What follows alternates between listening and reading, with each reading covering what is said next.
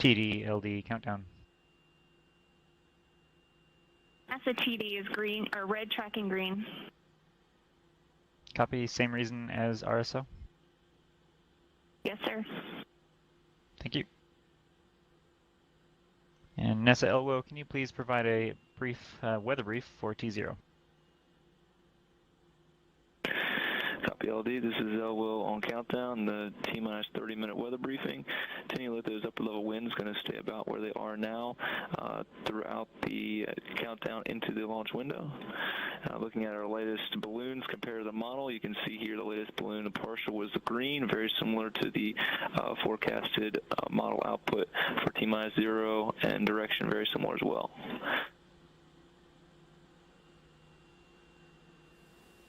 There we go. That was a mostly positive update from the Rocket Lab ICF, with most operators with green, tracking green, apart from that boat in the hazard zone.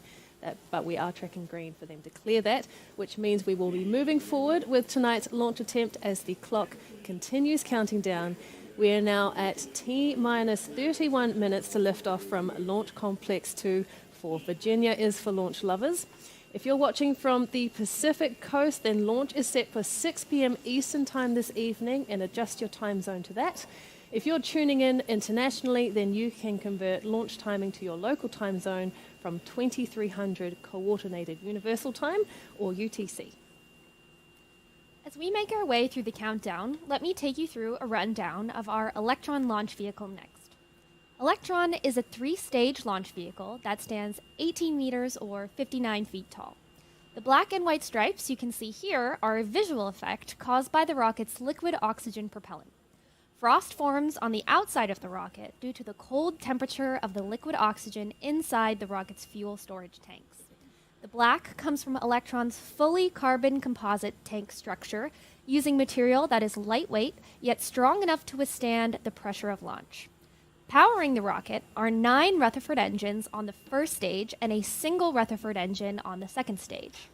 These engines are 3D printed and named after the famous physicist Ernest Rutherford. They were the first engines of their kind to reach space, given that before the Rutherford, no other 3D printed electric pump-fed engines had ever crossed the Kármán line to space successfully. The engines use batteries to power the electric motor behind the Rutherford's rotodynamic pump, and have the same general structure across the first stage and second stage, apart from a larger expansion nozzle for the second stage engine to better operate in the vacuum of space. We have a unique 11th engine on Electron also, called the Curie engine after chemist and physicist Marie Curie. This propulsion system is located within Electron's third stage at the top of the rocket. This third stage is an orbital transfer vehicle we call the kick stage, which carries the mission's payloads to their exact destination on orbit. The kick stage will carry today's 3 HawkEye satellites to a 550-kilometer circular orbit after Electron lifts off from the pad at Launch Complex 2 on a southeastern trajectory. From liftoff to orbit, the entire mission tonight should be completed within an hour. We really are so excited to finally be launching Electron from Launch Complex 2, the first of many exciting missions coming to Virginia. This summer, we'll be launching 4 satellites on 2 back-to-back missions from LC2 for NASA for their Tropics mission, a program to monitor tropical cyclones and hurricanes that will help scientists better understand them and ultimately help save lives with earlier and more accurate storm warnings and predictions. To be ready in time for this year's Atlantic hurricane season, each pair of these satellites on these 2 missions need to be placed on orbit one after another and within just 60 days. Luckily, we know how to move fast, and alongside Virginia Space, we built Launch Complex 2 in just 11 months as an indication of that speed we can move at. For the majority of last year, we launched Electron every month, and our fastest launch turnaround in 2022 was just 15 days. Electron is well suited for rapid launch, and it's a capability we are excited to bring to Wallops for future missions, not just for NASA, but for any government defense or commercial small satellite mission that wants a streamlined ride to space. Rocket Lab's VP of Launch Systems, Sean DeMello, led the charge to bring Electron to Virginia, and he has more to say about what it took and why it's important to bring responsive and reliable launch to the Eastern Shore. Hi, my name is Sean DeMello. I'm the Vice President of Launch Systems here at Rocket Lab. Welcome to Launch Complex 2.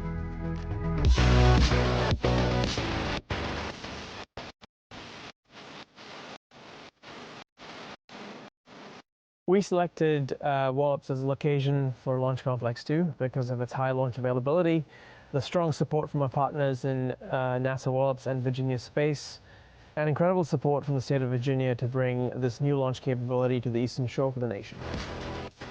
In under 11 months with our partners in Virginia Space, we built Launch Complex 2 that includes all the critical infrastructure to support the launch of Electron. In addition to the launch pad, we've also built the integration and control facility about 8 miles from the launch pad itself.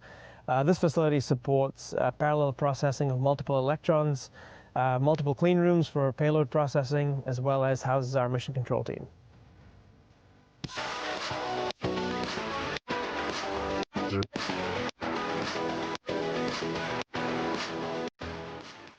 With Launch Complex 2 now operational, we have enhanced our global launch capability to over 130 launch opportunities per year. This provides small satellites unrivaled flexibility to get to orbit. This launch has been a long time coming. The Rocket Lab team has worked incredibly hard across engineering, operations, safety, regulatory, and compliance to make this all happen. We also have worked hand in hand with our partners in NASA Wallops as well as Virginia Space to make this a reality. So we're looking forward to seeing this rocket lift off.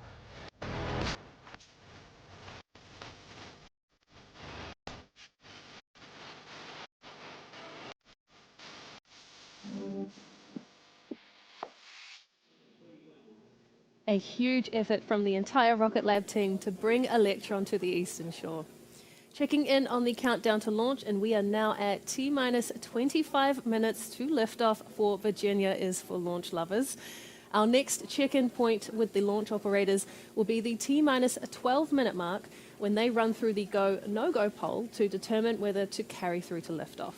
So far, all reports from Mission Control, though, are positive, with the range, rocket, weather, and payloads all trending green for launch. And that clear weather, too, will hopefully mean some good launch viewing opportunities for fans living along the Eastern Shore and watching right here in person in the Chincoteague area. Once Electron is high in the sky, it's possible you'll be able to see it from as far as Georgia in the south, Ohio in the west, and Maine in the north from the T-plus 2.5 minute mark after liftoff. If you're here in Wallops, Virginia, or the surrounding areas, the NASA Wallops Visitor Center is one of the best viewing locations just 7 miles back from Launch Complex 2. And if you'd rather stay warm and inside, we'll of course have all of the best views of launch from the cameras at the pad and on Electron right here on the broadcast. Watching the launch from inside the control room at our integration and control facility will be our range partners in Virginia, NASA and Virginia Space, who own and operate the Mid-Atlantic Regional Spaceport where LC-2 is located. The effort behind our historic first Electron launch from Virginia will bring in a new beginning for commercial space activity at Wallops. Here's more from the partnership's leaders. This represents a historic moment in our history, in the long and storied history of Wallops, with over 16,000 rocket launches. The Starling launch today represents a new era of resilient and responsive access to space. That kind of capability to offer that to our nation, to offer it to the commercial sector, to be able to put satellites into orbit. It's an exciting opportunity for not only the commercial aspect, but also for the nation. Bringing together NASA's engineering with our autonomous flight termination system, enabling and supporting Rocket Lab and the Electron launch vehicle, along with our partners in Virginia with the Mid-Atlantic Regional Spaceport. The AFTS serves as a springboard for increasing the cadence of launches while providing a safe launch where it doesn't rely on human beings. It reduces costs and then allows us to launch more frequently, increasing our efficiency, not just at Wallops, but at all ranges across the United States. So flying with AFTS from Wallops opens a whole new capability for rapid response, rapid succession, and lessens the mission time support to spool up for a mission. So we're very excited to demonstrate this here at Wallops for the very first time. Integration effort and all the supporting effort has been a tremendous load of work from the team to make it happen. And we are here. We finally have made it, and very proud of the team for the work they've put together to make AFTS happen. We are most thrilled that we were actually able to build LC-2 pad.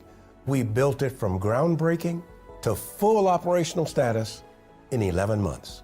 Now to be able to see a rocket actually launch off of the pad upon which we built. So working here at Wallops with NASA team and Virginia Space team, I feel like it's a unified team. Whether you're wearing a blue shirt or a black shirt or whatever color and whatever lapel pin, we're one unified team.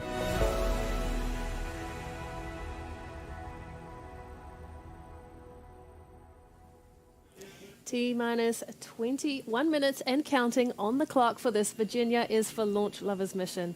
Now, it has been a long time coming to launch Electron from LC-2. As we heard from Virginia Space in that clip, alongside technicians from Mars, we built the pad and its infrastructure in just 11 months back in 2020. But beyond the site build has been the monumental effort to usher in a brand new system for the spaceport for this and all future launches, an autonomous flight termination system, or AFTS. Now, AFTS is a computer-controlled way of making safety decisions for a rocket once it has lifted off the pad. A small box on the rocket is run by software that follows a set of safety rules. If those rules are violated while the rocket is in flight, then the AFTS will quickly end the mission.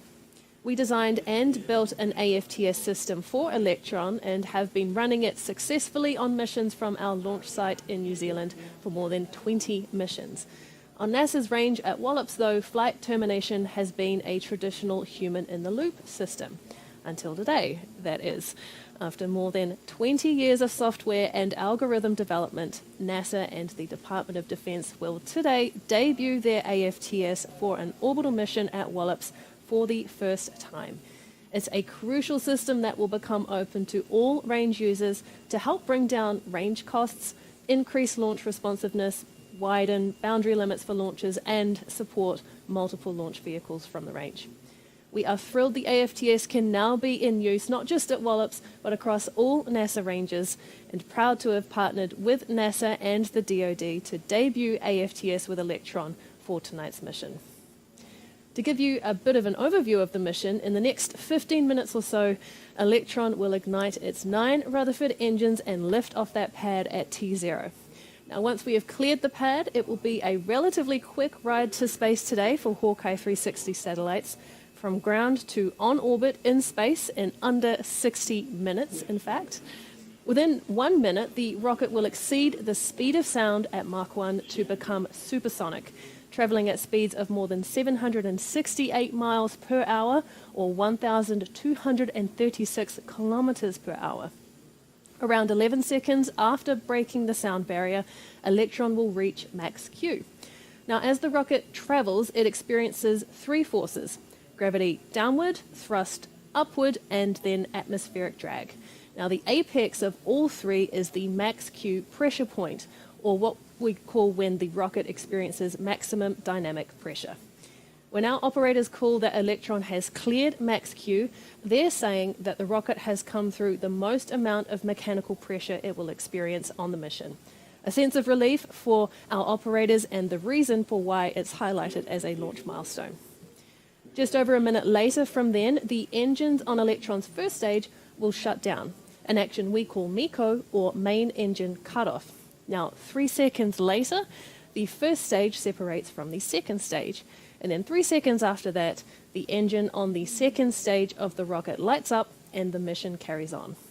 By this point, Electron is well into space, and the need to protect the satellites from Earth's atmosphere no longer exists. So the rocket sheds the protective fairing, or the rocket nose cone, to lose the dead weight. That fairing jettison milestone occurs around 3 minutes after launch. Electron's second stage carries on with the mission until it almost drains the batteries that are powering its Rutherford engine. It won't have reached the mission's orbital altitude yet, so to keep going, the second stage switches to a fresh set of engine batteries. This is an action unique to Electron because it was the world's first rocket to use electric pump-fed engines to get to orbit. Battery hot swap, as we call it, will happen around T plus 6 minutes and 45 seconds into the mission. After that, we'll have our second set of engine cutoffs and stage separations. This time between the second stage and the third stage at around 9 minutes into launch. Following these actions, it's a bit of a wait to complete the mission while the third stage, carrying the satellites, completes its first pass of Earth. Once it returns to the highest point of its elliptical orbit, the engine on the third stage lights up to move the stage and the satellites into a circular orbit. From there, the payloads can be safely deployed into their circular orbit, and once that happens, it's mission success for Rocket Lab and the start of operations in space for HawkEye 360. Thanks, Jane. We have now only 16 minutes and counting until the launch of Virginia is for launch lovers. The HawkEye 360 team are ready and waiting as our launch team makes their way through the count. The final gate to pass will be the go, no-go poll to check in on everyone's status and readiness for launch. That's coming up at the T-minus 12-minute point, and we'll bring up the audio channels and camera feeds into our control rooms while we listen in. But while we wait for that clock to run down, Jane and I will take you through each of our operators as you see them on screen and where they are on console for today's mission. We'll start with Rocket Lab's Integration and Control Facility located here at Wallops. Along the front row, closest to the screens, we have NASA, Mars, and our launch regulator, the Federal Aviation Administration. They'll be providing ground safety, range safety, system safety, and weather monitoring for the launch. At the end of the row is our ICE operator managing instrumentation and control engineering. Behind them, in the middle row, is Majority Rocket Lab with 2 Mars operators in the mix. On one end are our avionics engineers who are monitoring all of the rocket's electrical systems. In the middle are our ground control engineers responsible for the systems at the pad that support launch, like power generation and communications. Our operator managing the propellant loading system for Electron sits in the middle. In the back row is mission management, our IT support engineer, our vehicle control specialist called VCON, and the engineer called Stage, who has eyes on the health of the rocket's engines and who watches over Electron's propellant tanks pressures, fuel usage, engine ignition, and firing. Next to her is our launch director for the mission, Michael Pearson, who leads all of the operators for this mission and who has overall responsibility for the safety and the success of the launch. Next to him is his direct support for the launch director role. And finally, we have VP of Launch, Sean DeMello, offering executive support. And over at our Global Mission Control Center in Auckland, New Zealand, we also have operators working remotely who don't need to be on site here at Wallops, and other engineers in a supporting position on Shadow Watch. At the front is our RF or radio frequency engineer, looking after the communication systems between Electron and our ground stations around the world. Flight analysts are positioned on the right at the end of the middle row, watching over the mission's trajectory and making sure it's within bounds of our range and mission safety criteria. Engineers supporting our stage and VCON operators in Virginia are sitting in the middle. And at the other end are our guidance, navigation, and control operators who monitor Electron's navigational systems and guidance software, and who make the call on the position of Electron's first, second, and third stages in space.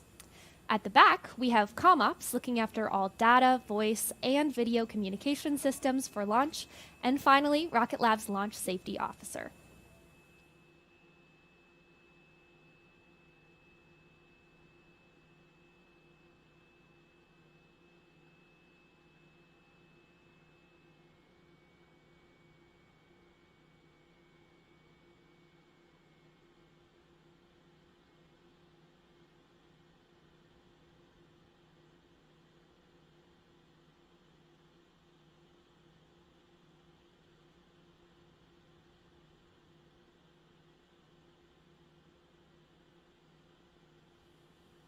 All right, T-minus 13 minutes and counting, and we're coming up on that final go, no-go poll scheduled for T-minus 12 minutes. Let's bring up the comms channels and hear from Launch Director Michael Pearson and the operators to see how we're tracking as we get closer to that T0 time at 6 p.m. Eastern.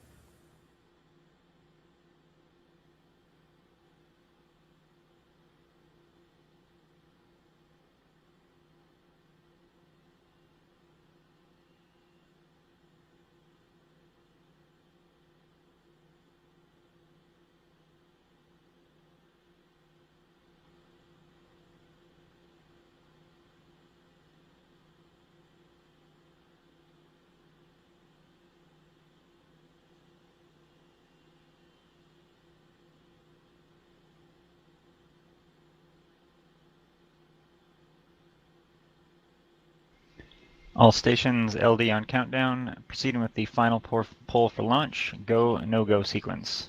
Stage. Stage is go. Avionics. Avionics is go. GNC. GNC is go. VCon. VCon is go. T1. T1 is go. GC. GC is go. PLS. PLS is go. Mars CE.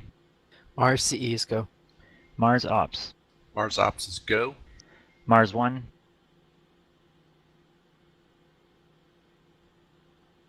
Didn't copy Mars 1.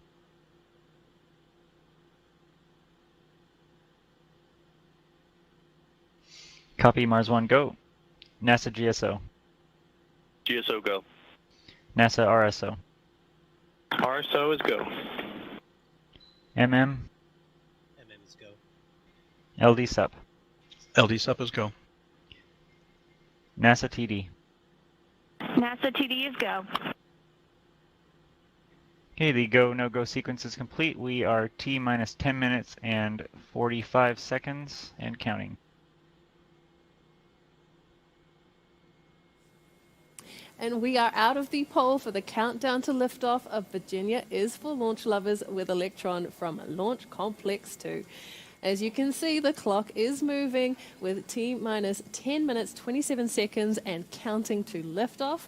The T0 liftoff time remains 6 p.m. Eastern Local Time or 2300 UTC. As you heard the team confirm there, all systems are healthy, including the rocket and the HawkEye 360 satellites inside Electron's fairing, and the launch range is clear and ready to proceed. Our launch operators will now work through their final launch pad and avionics checks. These include igniter and hydraulic pressure checks and switching batteries and radio antennas to high power mode for flight. Then the team will make their way through final launch pad readiness checks, including pulling back the strong back to clear the way for Electron, and the run down to the launch auto sequence that starts at T-minus 2 minutes. Now, as you can see, Rocket Lab's integration and control facility here in Wallops Research Park is home to a mission control center. But as the name suggests, it's also where we carry out the final integration of the Electron rocket before launch. The ICF can process 2 Electron rockets for launch in parallel and support payload integration with dedicated customer clean rooms. The ICF has been a hive of activity in the lead up to this mission, and that is only going to continue with more LC2 missions booked in the coming year.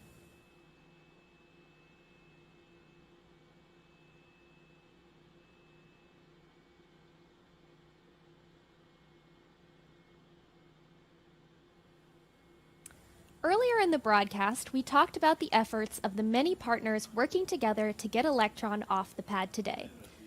But with LC2 ramping up now and Neutron development well underway, the team here at Rocket Lab in Virginia are the most excited of all. Let's hear from the team about the effort that has gone into getting Electron to the pad.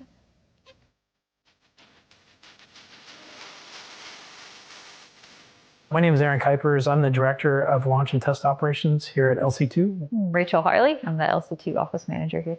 I'm Nick Griffin. I'm the Inventory and Logistics Lead. My name is Michael Pearson. I'm the manager of the Integrated Operations team here at Rocket Lab, and I'm the launch director for the first launch out of Virginia. So my role here at LC2 is to coordinate launch operations with NASA and Virginia Space, making sure that Rocket Lab has the appropriate approvals and support to support Electron launch. Nothing is ever boring. I get to focus a lot on program management.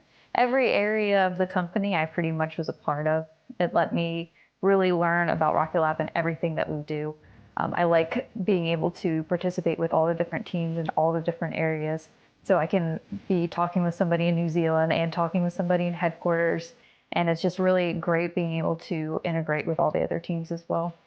This mission is obviously the very first one here, and it's the beginning of a long run for Electron and Electron missions. We shortly will follow up with Neutron development, manufacturing right outside Wallops Island Gate, and then build of the Neutron pad here at Wallops. That's coming in the future. I'm very excited about that. I've always wanted to move to the stateside. I love the place. The people here are so friendly and helpful, and the atmosphere is pretty electric at the moment. I mean, it's our first launch from US soil, so the local community here has been so supportive, and the team's ready to roll. Yeah. This community is obviously really special to me. I'm a Tiger from Chincoteague, Virginia. So I did come back here and started working at Rocket Lab 3 years ago.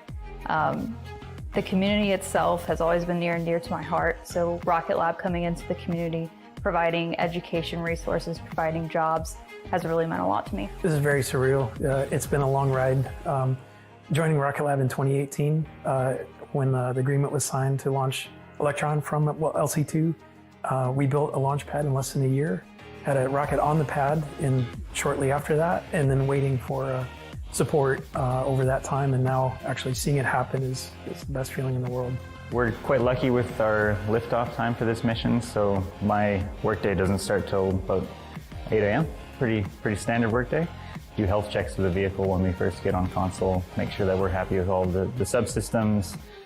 We will put the vehicle vertical, fill it with fuel, we'll fill it with liquid oxygen, and go to space. But to be here in earnest, ready to launch, it's a great feeling. We've got some exciting missions coming here, including the Tropics missions, and we've got 2 out of LC2, which is pretty exciting, especially what they're actually going to be achieving, which is monitoring hurricanes and severe weather events across the planet. So that's pretty close to my heart. Just getting this first mission off is going to be great for us. Being able to see this first inaugural one be successful is just going to be the best feeling. Obviously, after this first launch, our cadence is going to pick up, and it's just going to be nonstop crazy, which is always fun.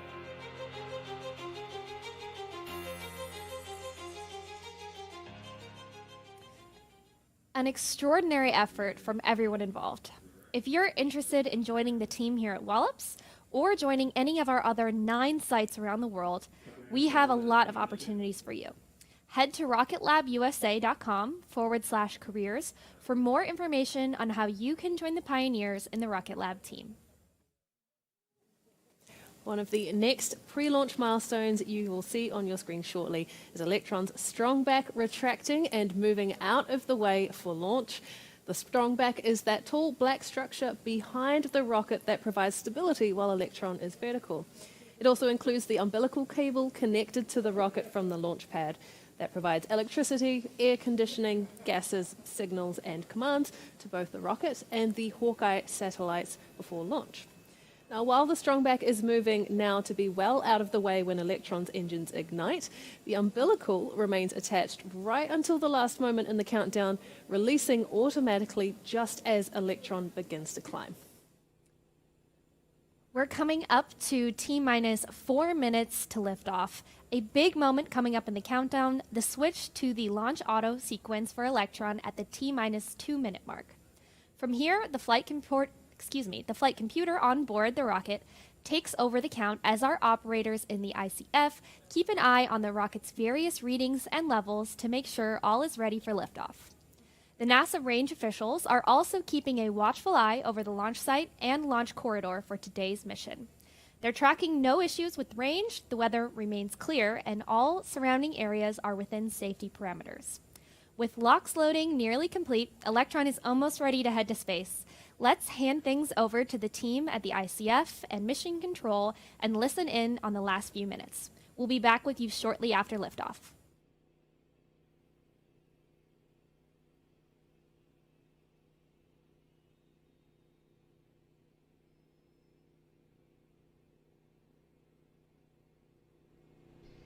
All stations LD on countdown. From now on, there should be no red flags on your critical LCCs.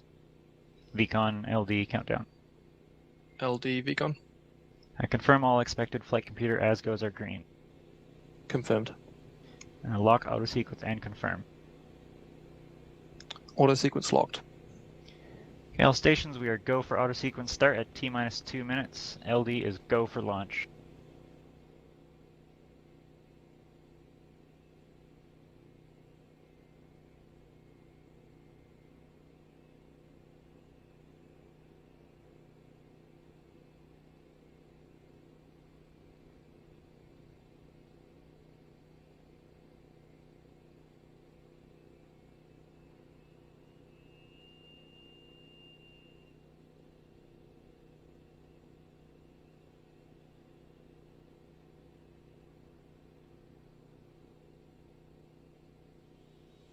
Vehicles on internal power. AFTS is green and enabled for flight.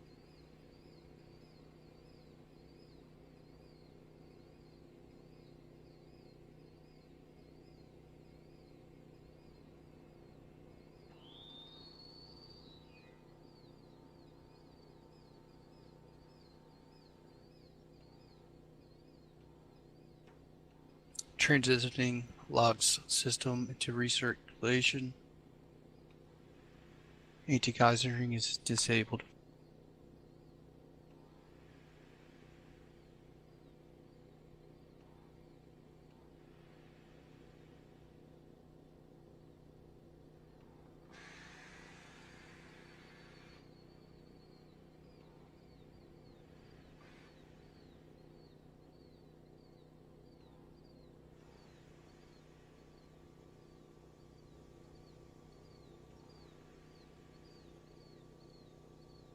Stage 1 and Stage 2 are pressed for flight. High flow engine purge enabled.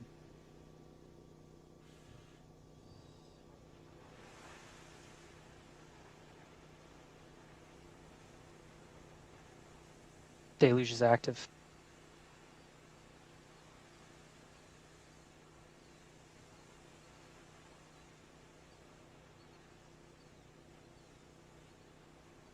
T-minus 20 seconds and counting.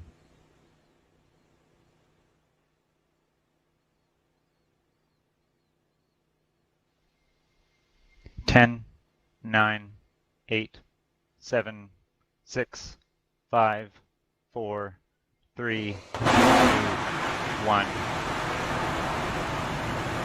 Lift off.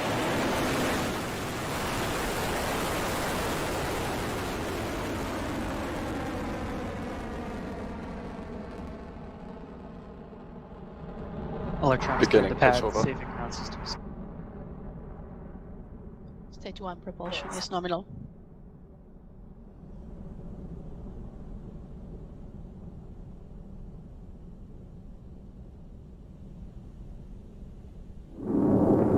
And liftoff of Electron from Launch Complex 2, leaving US soil for the first time and on its way to space up and over the Atlantic Ocean. All 9 Rutherford engines on Electron's first stage now propelling the rocket at more than 700 kilometers an hour. We We are hearing good calls from the teams in Virginia and Rocket Lab Mission Control. A clean ascent for Electron, now nearly a minute into flight. You are looking at 56,000 pounds of maximum thrust from those stage 1 engines, but soon they'll be throttling down to support that pass to the maximum aerodynamic pressure point. Cleared max Q.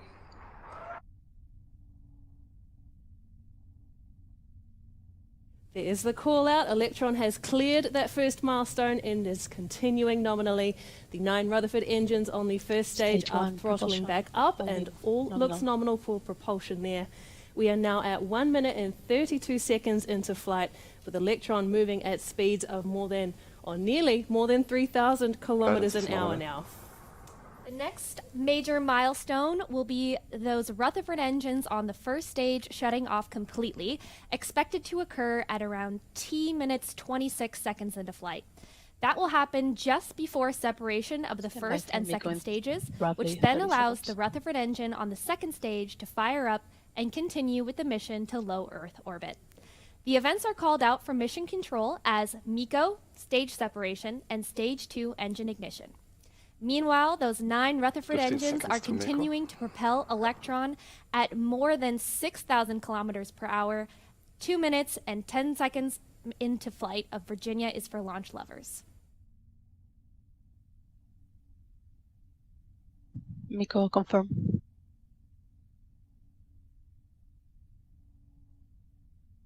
Stage separation successful.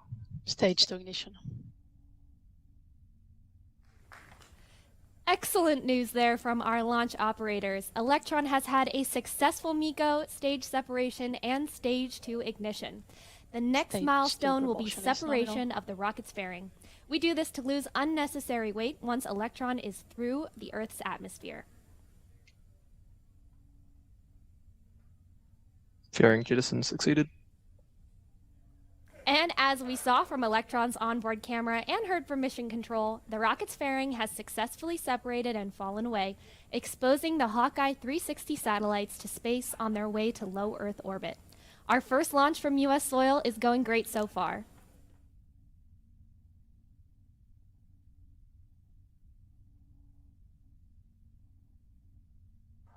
Guidance is nominal.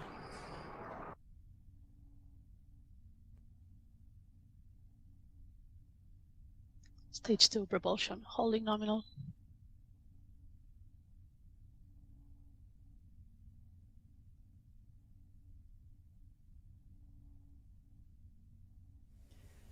Coming up on 4 minutes into flight of Virginia is for launch lovers, our 33rd Electron mission.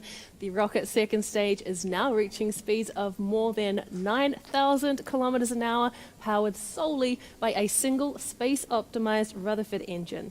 The second stage will take the payload to the height of the mission's orbital altitude before it separates with the kick stage, which will carry on to insert the mission into a circular orbit. Before that, we'll have a few more mission milestones to complete, including a swap of the batteries for the second stage engine shutdown, and then final stage separation. Those events are coming up at around the 6 and 9 minute marks into launch.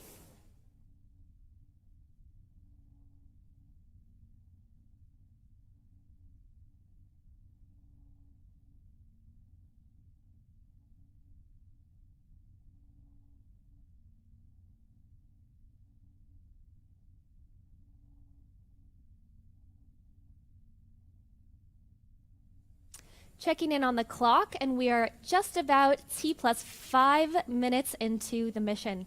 Hearing nominal calls here from our launch operators in Mission Control in Virginia and Auckland. The second stage Rutherford engine is putting out a maximum of 5,800 pounds of thrust on its way to delivering our customers' payloads to orbit. At liftoff, the rocket weighed about 13 metric tons altogether. But since it's shed its first stage that stored the majority of the mission's propellant, along with 9 of those Rutherford engine, Electron is down to 1/5 of its liftoff mass, enabling that second stage engine to propel Electron past 11,000 kilometers an hour.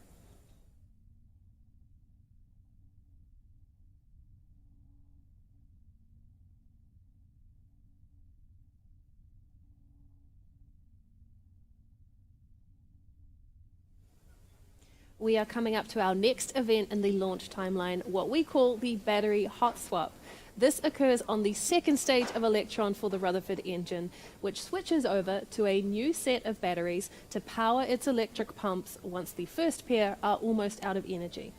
Once the swap is made, the old batteries fall away from Electron, and sometimes we see those shiny silver packs on the screen as they go. So let's keep our eyes on the screen and listen in for the call that battery hot swap has occurred.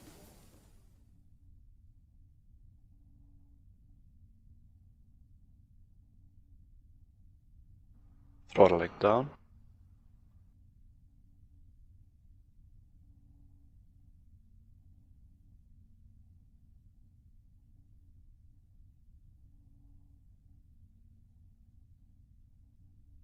Hot swap successful.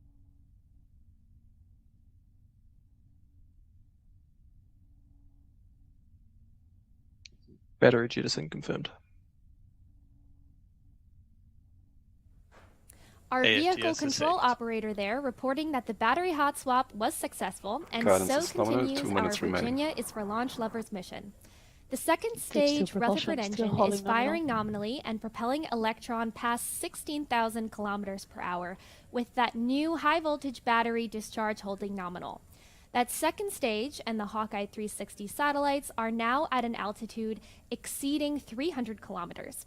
Electron will continue with this ascent for the next 2.5 minutes until we come up on some of our last actions to complete this mission for HawkEye 360. They include the shutdown of the HVV second battery stage discharge engine, holding nominal. followed by separation of the kick stage carrying the payloads so that it can begin its first orbit of Earth before our scheduled payload deployment, expected at around 57 minutes and 18 seconds into flight.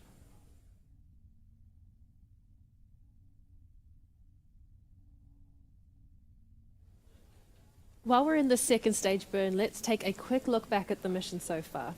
So Electron lifted off the pad at 2300 UTC and performed a smooth first stage burn. Our first stage separation events were effortless, as well as the light up of the second stage engine in space to carry on with the mission. You can see it there moving the mission along at speeds of more than 21,000 kilometers per hour. HawkEye's payloads will be deployed to a Stage two 550 propulsion, still kilometer holding orbit. nominal. So with Electron now past 328 kilometers altitude, we have another Entered burnout detect 200 mode. or so kilometers to go until that final phase of the mission. Guidance is in terminal, 22 seconds remaining.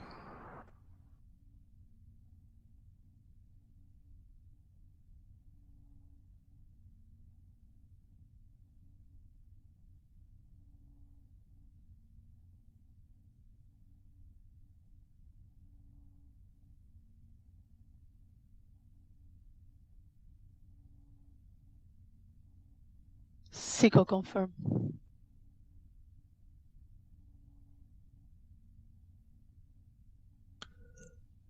Stage 3 separation confirmed. Nominal transfer orbit achieved.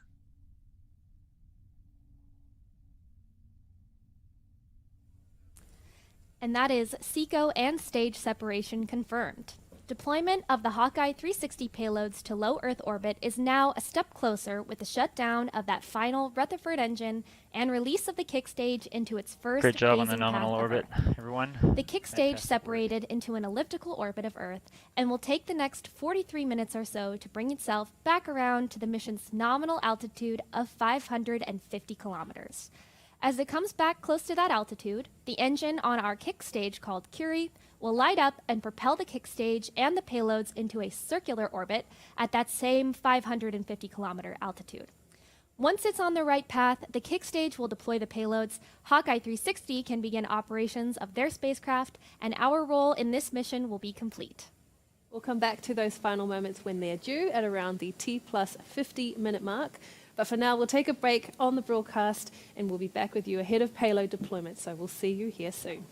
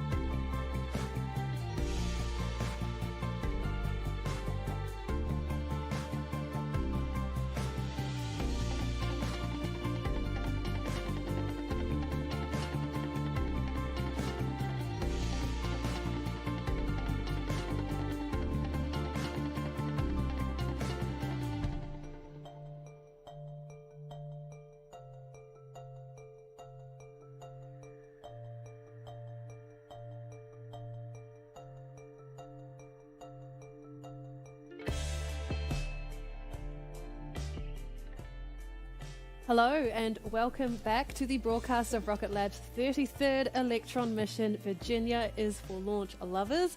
We have had our first successful launch from our pad on Wallops Island, Virginia, marking Electron's first launch from American soil at 6 p.m. Eastern Time or 2300 UTC. From there, we successfully made our way through all of the usual launch events, including passing through max Q, engine shutdown on the first stage, stage separation, and startup of the Rutherford engine on the second stage, and then a repeat performance of those actions, but with our second and third stages to bring us now to these last moments in the mission. That third stage, carrying the payload for today's mission for HawkEye 360, has completed its first pass in an elliptical orbit of Earth, and we're now waiting for its Curie engine to ignite and position the stage in a circular orbit so the satellites can be deployed to their new home. The call we're waiting to hear from our stage operator in mission control is that the ignition of that Curie engine has happened. Now that is coming up shortly, so we're going to switch over to the nets to listen in.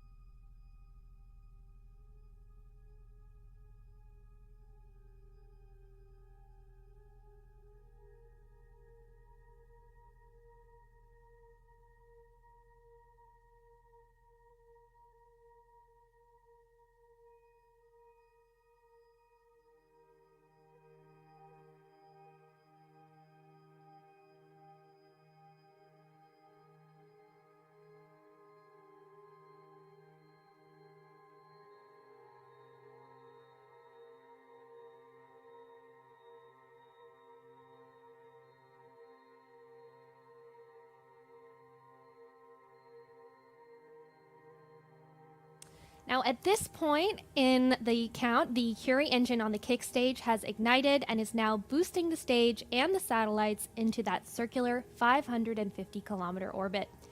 The engine will continue burning for about 60 seconds when the operator will report Curie engine cutoff has been confirmed. We'll then have the simultaneous deployment of the 3 satellites in HawkEye's cluster. Very soon, we should receive that confirmation that the Curie engine on the kick stage has shut down, which will signal the deployment of those HawkEye satellites. Let's jump onto the nets now and wait for that call.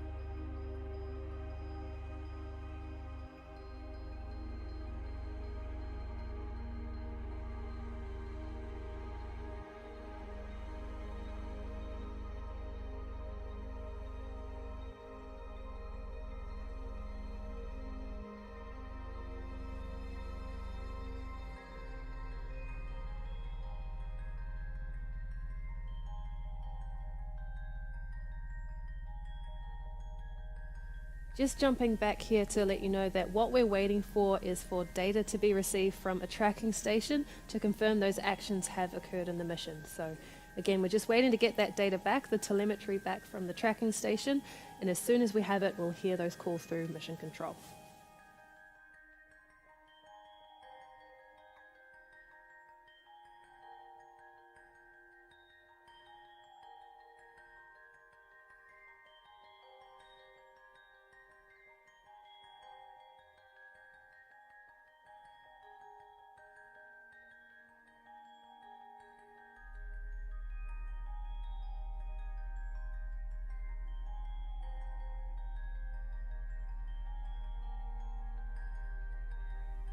Just to confirm again, we're waiting to receive that telemetry from the tracking station, and once we have that data, we'll hear those calls from our mission control operators.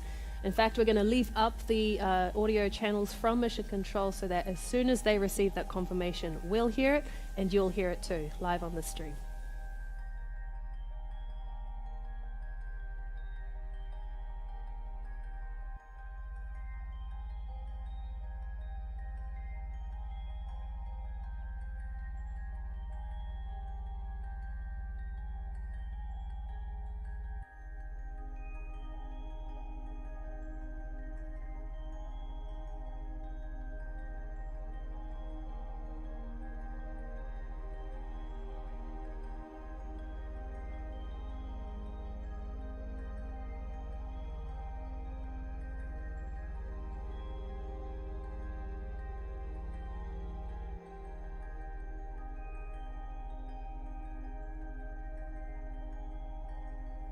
Now, Electron communicates with ground stations all over the world.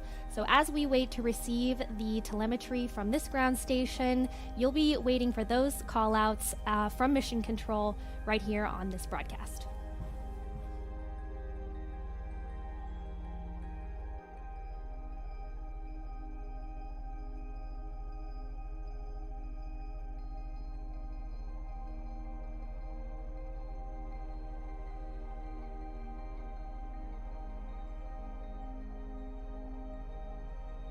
LD GSO countdown 1.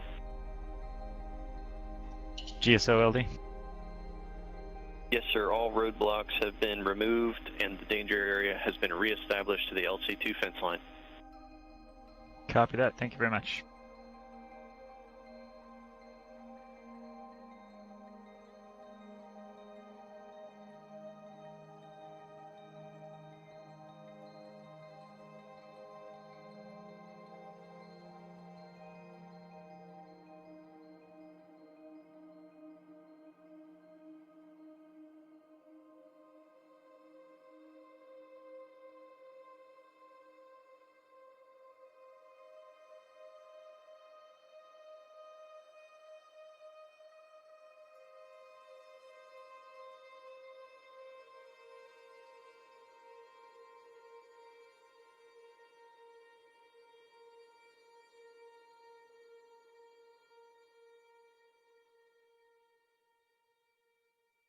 LD GSO. GSO LD. Going off console. Copy that. Thank you.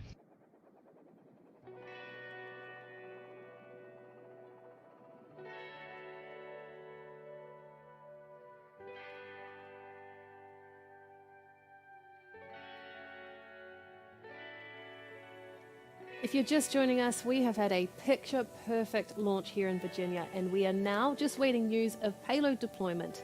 Our operators have confirmed Electron reached a nominal orbit, and now we are awaiting for the payload deployment from the kick stage to receive that confirmation from telemetry at our ground stations. We're experiencing some slow data connection with the tracking station to confirm that, so this could take a little longer than usual, but we'll stay here with you on the broadcast and give you that information as soon as we have it.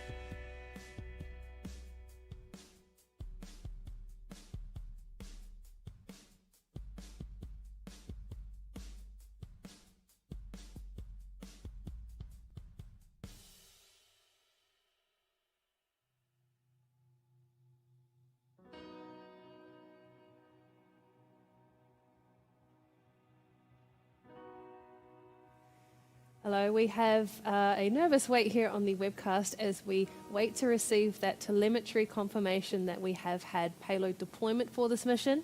We are waiting for that to come through, and as soon as we have it on mission control, we'll share it with you. But just to reiterate, if you've joined us now and you're wondering what we're waiting for, we are waiting for that payload deployment information to come through to the tracking stations.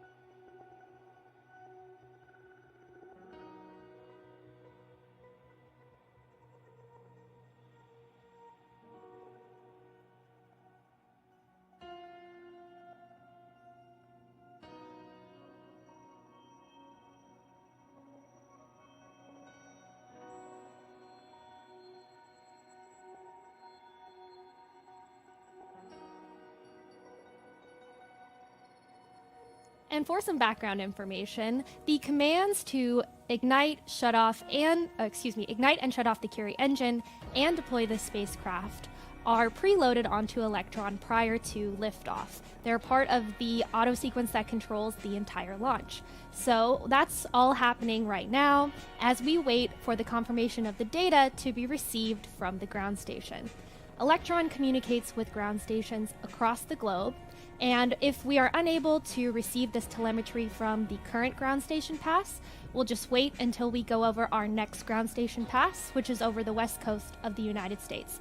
So stick with us for confirmation.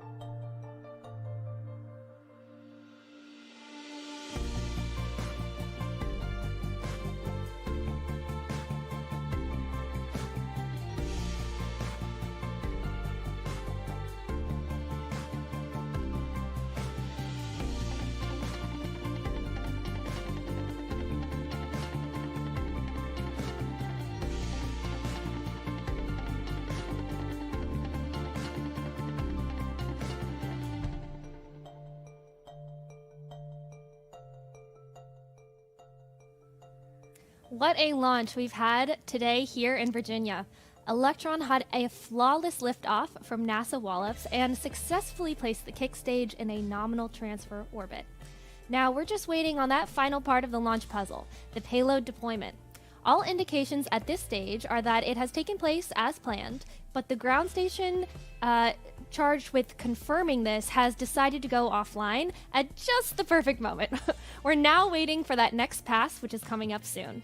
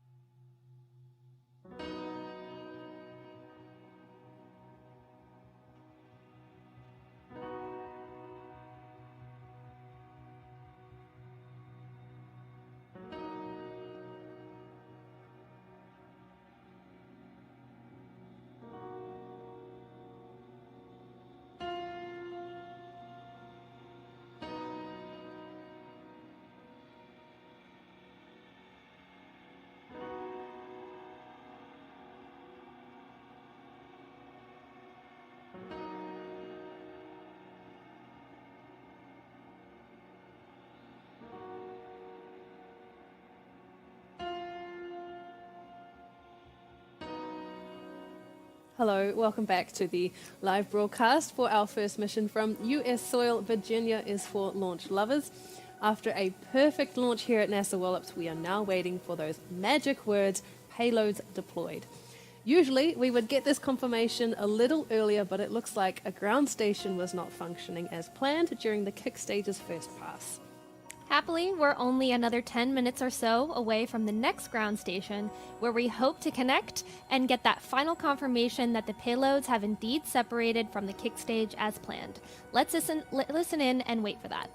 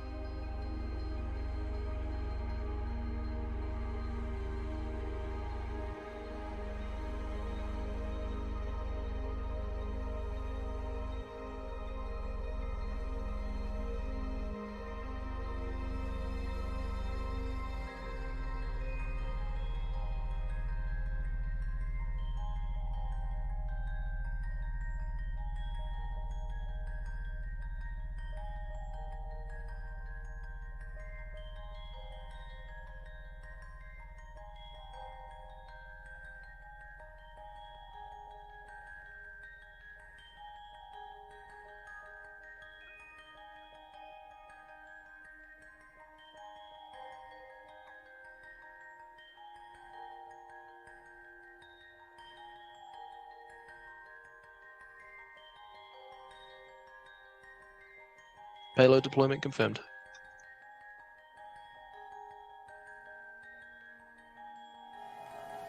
Well, thank goodness, there we go. That was confirmation of Curie ignition cutoff and deployment of all 3 HawkEye 360 payloads on our 33rd Electron mission.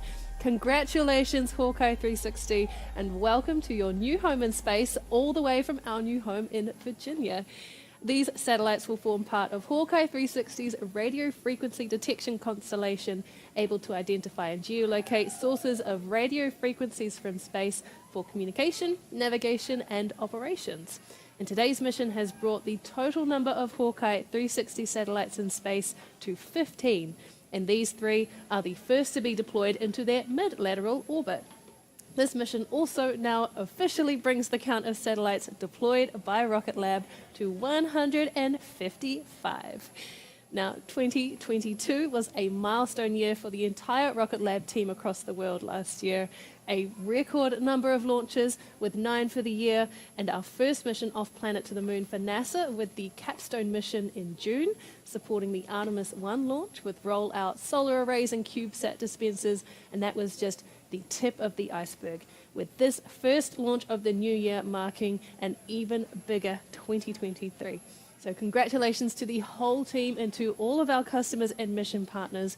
We cannot wait to do it bigger and better this year with you. And a huge thank you to you at home as well for the support and for sticking with us through this broadcast of Rocket Lab's 33rd mission. We're about to end the show here, but remember to follow Rocket Lab's Facebook, Twitter, and Instagram pages for information about our next mission coming up in early 2023. So, for the first time from Launch Complex 2, this is Rocket Lab Mission Control signing off.